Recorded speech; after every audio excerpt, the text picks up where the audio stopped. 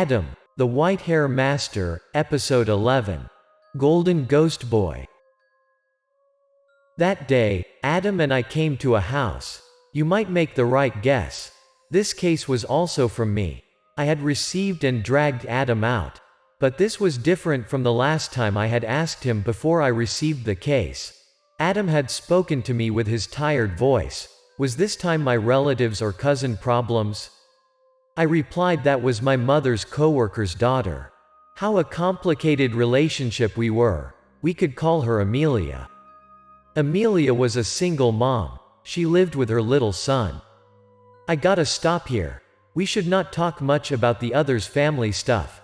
That was none of our business. Amelia has experienced some unusual events earlier in her house. I told Amelia that she better told us everything in detail so that he could find the lead. As Amelia told us, she just moved to the house for more than a week. That was a pretty spacious house for her family, which got 2 bedrooms and a living room. Her son was named Anan. He was 5 and outgoing, active, and very well behaved. Amelia recalled the first time she came to see the house with her son. The landlord welcomed them very friendly.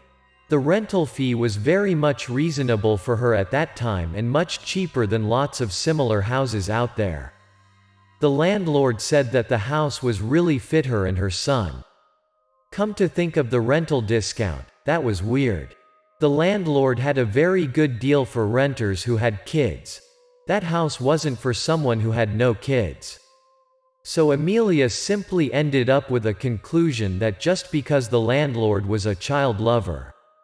Moreover, the position of the house was very convenient. Adult to work, kid to school. Supermarkets were very nearby. Everything that Amelia was looking for, that place got it all. A really convenient place for her.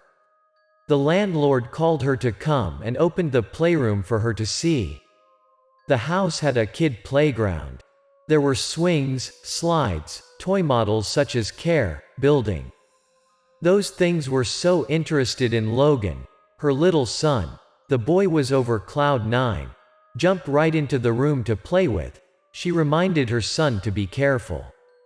And how a child could stay till once seeing the playroom in the house. The landlord was so thoughtful, she thought. The landlord lightly told her that she could let the boy play as he wanted, and the house was indeed for her. She should rent it, and her son would play the whole day with those toys. And then he led the way and showed her the bedrooms. While her son ran to the playroom by himself. Amelia looked around the house. Everything was fine, from the living room to the bedroom. The landlord confidently concluded that it would be hard for her to find another house with that good price out there. There was nowhere just at his place. Amelia was convinced by him totally and decided to rent the house. She replied to the landlord that she would sign the contract. She thanked him. She was very lucky to find him in the house. He told her that he would contact and finish the paperwork for her to move in. The landlord wanted to leave and said goodbye to her. Once she went out of the bedroom, she saw no Logan. She called her son aloud. Even though she knew that the boy must have run around the house, she could not hear her little kid's reply. She was worried sick, called her son. Where was he? When she was looking around, there was a ball flew out of the playroom. The ball rolled around her feet. Amelia thought that must have been her son. He wanted to tease her up and play hide and seek with her, so she picked up the ball and went to the playroom. But once she pushed the door and stepped inside, Logan wasn't there. She felt very strange. At that time, Logan appeared from her behind and spoke up.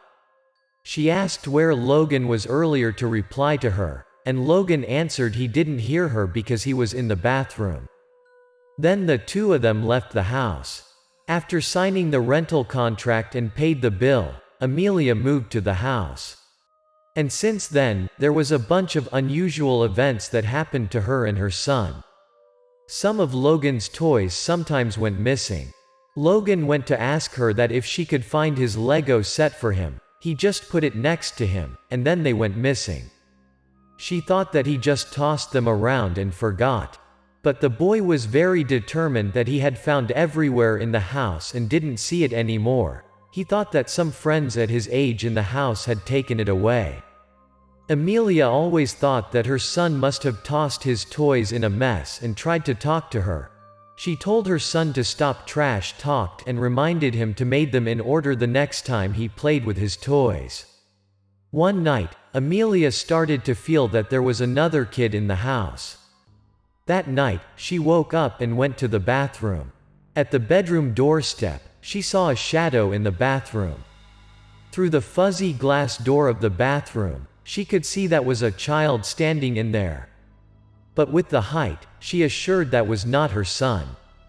Amelia pushed the bathroom door and stepped in, but the child in the bathroom had disappeared. To make sure, she decided to go to Logan's bedroom to check out. She lightly pushed the door and stepped inside.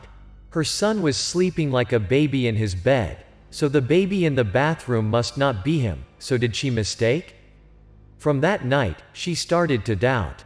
She doubted that an invisible child was living with her and her son in the house.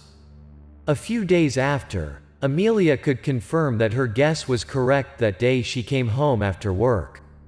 She was shocked once she opened the door. A child was swinging in the house.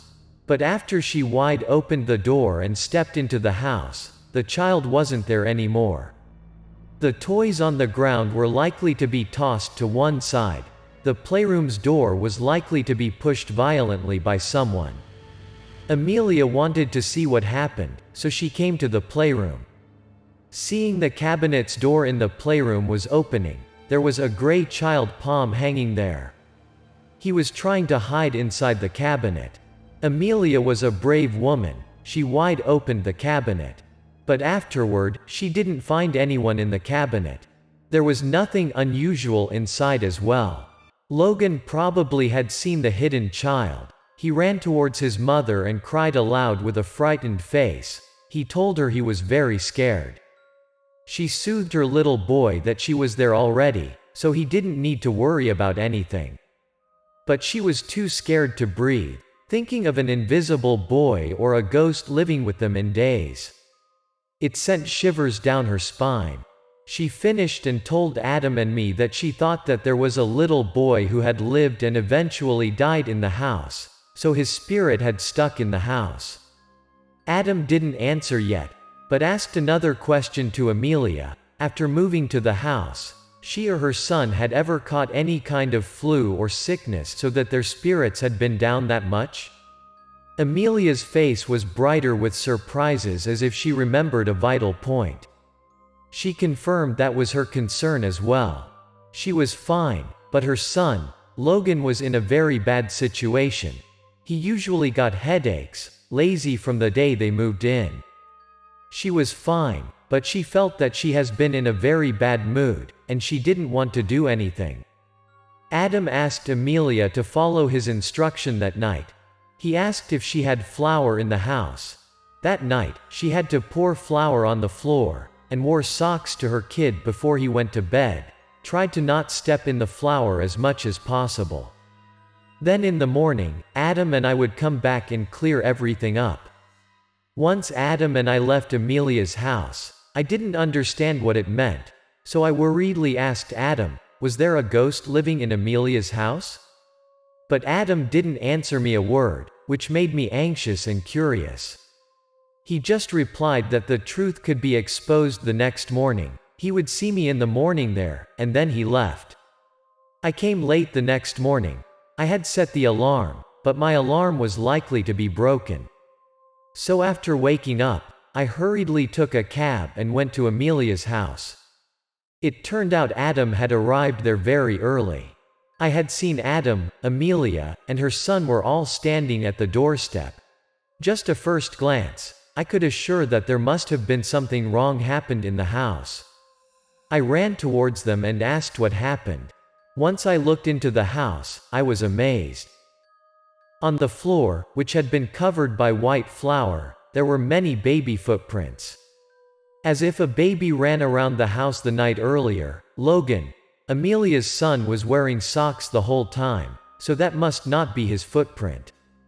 Without a doubt, that must have been the invisible kid's footprints. I shouted out how the invisible kid left all those footprints there. Adam asked me to come after the trace to see where was the baby's hiding place. Adam and I followed the footprints. The footprint trace had disappeared from the cabinet, so the baby was hidden in the cabinet, obviously. Amelia had told us she saw the baby went to the cabinet earlier. Adam didn't open the cabinet then. He wanted me to pull the cabinet out of its position. At that moment, I had to take so much effort to pull the cabinet out of the wall corner. I saw a ball rolling out from the cabinets behind in the middle of pulling. I surprisingly asked what that was and saw a small space behind the cabinet. There was a small baby-shaped statue there. It was likely made from gold or something. There were a bunch of toys nearby. Those were all Logan's missing toys. I asked Adam what the baby statue was and what is it for. Adam replied that was Golden Ghost Boy, which we used to hear in the novel or movie. The Golden Ghost Boy was definitely praised and worshipped by the house's owner. It had been nourished by the kid's alive energies. That was why the landlord gave the family with their baby a good deal like that. His intention was to take advantage of their baby's energies. Living in the house meant those babies would get sick and in danger. And in return, the Golden Boy would bless the landlord in his business, personal gains. After hearing the whole thing, Amelia was very frightened. She started to cry, and asked about her son's safety. Was her son going to get back to normal?